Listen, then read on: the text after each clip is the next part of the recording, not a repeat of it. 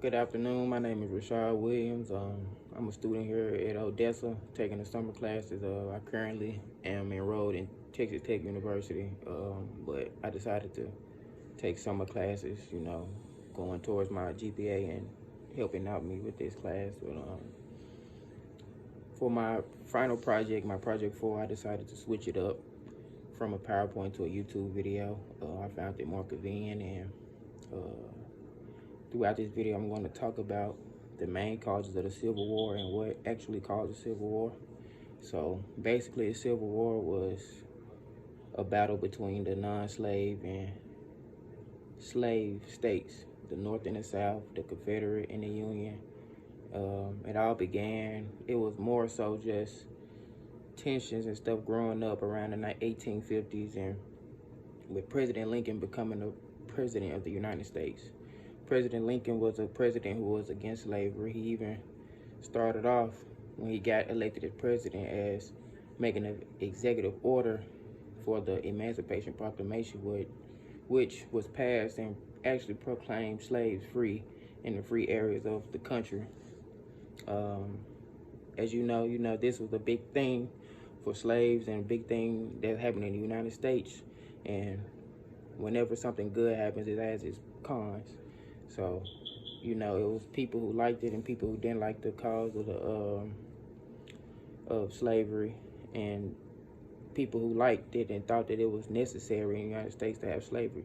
And primarily, it was the North who were anti-slaves, or the Union, which was led by President Lincoln. And then you have the Confederate, or the South, who was led by Robert E. Lee. And so some of the main causes was basically, it was just a battle between these new states that came. There were new states, and it was a debate on whether the new states were going to be slave or slave free when it reached, back over the controversy and statehood of the Missouri Compromise. For the most part, there were a lot of people who believed this. You have William Lloyd Garrison, who was a abolitionist who decided that he wanted to cast slavery away. It was a national sin, and then he wanted it cause for a immediate end. Even with the thing, he even pushed for an anti-slavery movement, which had a very, very big effect on American society by bringing the evils of slavery into the public consciousness, basically bringing it to the public eye, letting people see exactly how cruel and what racism really, really did. Then you had the Republican Party. One moment.